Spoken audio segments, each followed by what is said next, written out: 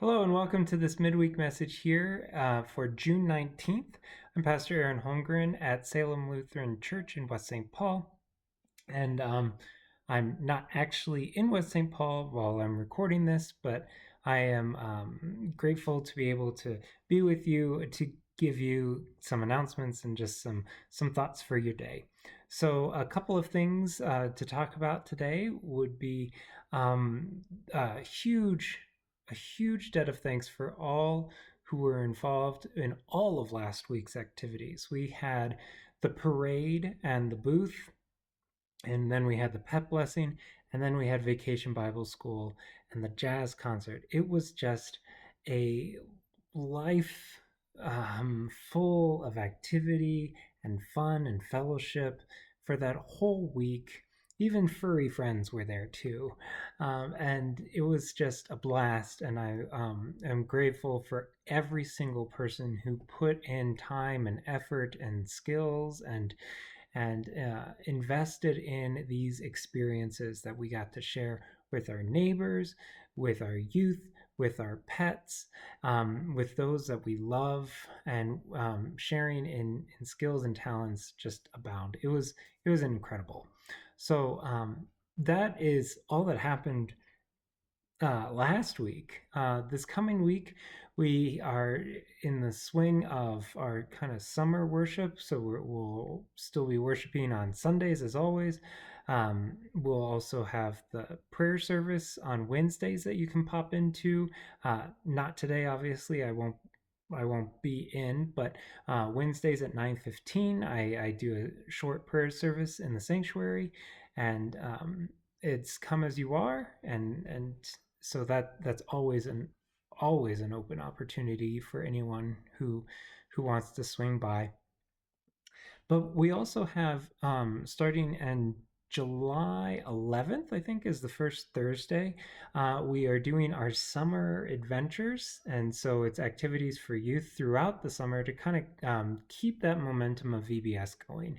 So if you have youth that you want to sign up for that, sign up registrations are available. We also have one of our members currently working with youth at Camp Walkbow. So Elizabeth is out there as a counselor, and we're asking that people of Salem support her in this incredible work that she's doing out at Camp Walkbow. So if you want information on how to send Elizabeth letters of encouragement or care packages, that's posted on the announcement page as well, with the address for Lake Wapagasset Lutheran Bible Camp. Speaking of Bible, we just did a really fun Bible study over Zoom while I'm out here in Colorado, but we will be back in person next Tuesday. And also, we have our second of three parts on doubt for our adult forums after worship on the next two Sundays. So we did doubt one last Sunday, and we have 2 and 3 for the next two Sundays. So a lot of opportunities to grow and to be in prayer and in study together throughout the summer.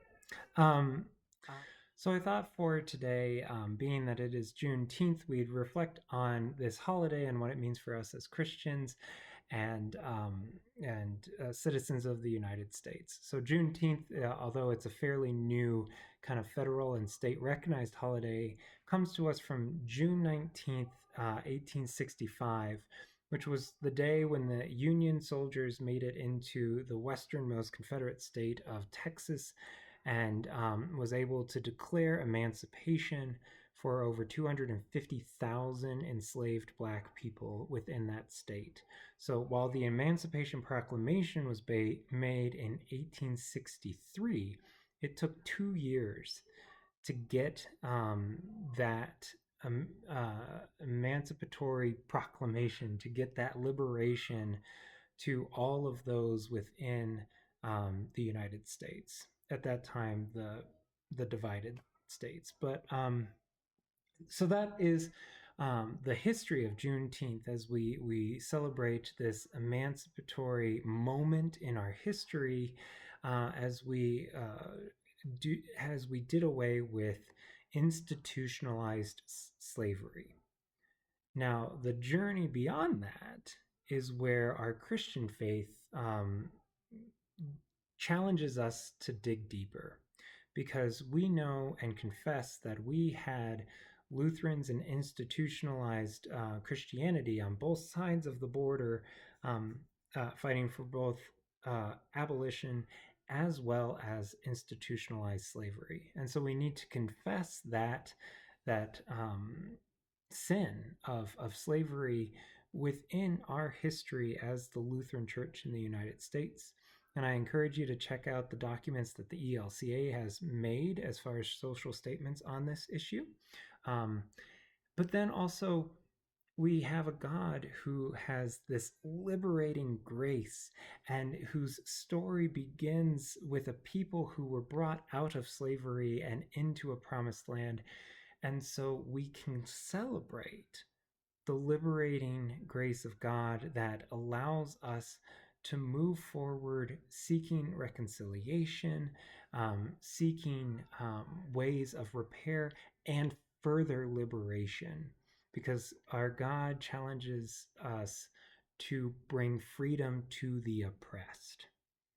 And so for this Juneteenth, I encourage you, um, as a way of celebrating and marking this day, to look into kind of the history of the day, to read some stuff or check out some video essays or that broaden your perspective or understanding of um, the liberation theology. You could check out James H. Cone, a very powerful book that stuck with me is The Cross and the Lynching Tree by James H. Cone. There's Howard Thurman's Jesus and the Disinherited. Howard Thurman's voice being a major major voice within the civil rights movement. So there are lots of resources out there that I encourage you to check out as we recognize the significance of Juneteenth here in the United States. Blessings on your day.